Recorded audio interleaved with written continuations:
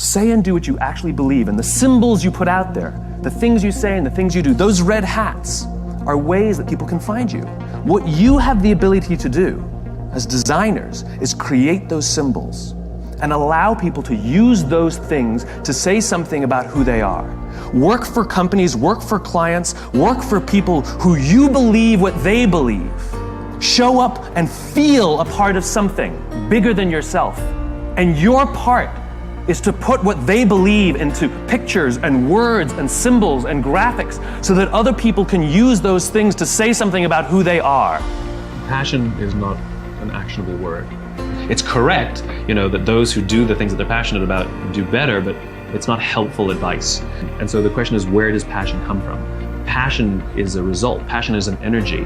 Passion is the feeling you have when you're engaged in something that you love. Passion is the feeling you have that you would probably do this for free, and you can't believe somebody pays you to do it, And I think we mistake that passion is something we do in our private lives, but it shouldn't be done, in our careers, for example. And I'm a firm believer that you are who you are. And anybody who says, I'm different at home than I am at work, in one of those two places, you're lying. And the goal is to make everything you do in home and at work something that you have excitement to do. So how do you find the things that you're excited to do? Well, it's actually easier than you think. What are the things that you love to do? What are the things that you would do for free? How can you recreate that feeling and be paid for it? So what are the things that I do on the weekend, right? I'm very involved in the art world.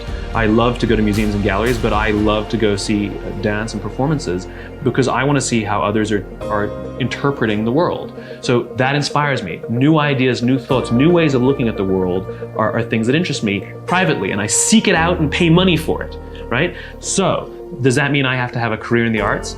No, it means I have to have a career where new ideas are explored, where people are experimenting and trying things out, and I have to explore new ideas and try things out, and I'm just as excited to go to work every day as I am to, go do something on a Saturday night.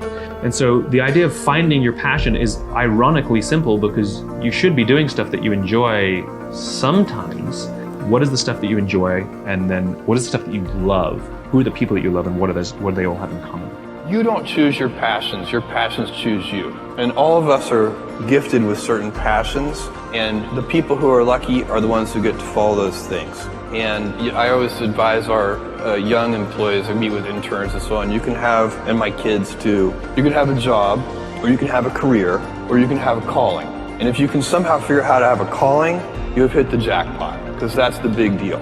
Stress primarily comes from not taking action over something that you can have some control over. So if I find that some particular thing is causing me to have stress, that's a warning flag for me. What it means is there's something that I haven't completely identified, perhaps in my conscious mind, that is bothering me, and I haven't yet taken any action on it. I find as soon as I identify it and make the first phone call or send off the first email message or whatever it is that we're going to do to start to address that situation, even if it's not solved, the mere fact that we're addressing it dramatically reduces any stress that might come from it. So stress comes from ignoring things that you shouldn't be ignoring, I think in large part. So stress doesn't come, people get stress wrong all the time in my opinion. Stress doesn't come from hard work, for example. You can be working incredibly hard and loving it. And likewise, you can be out of work and incredibly stressed over that.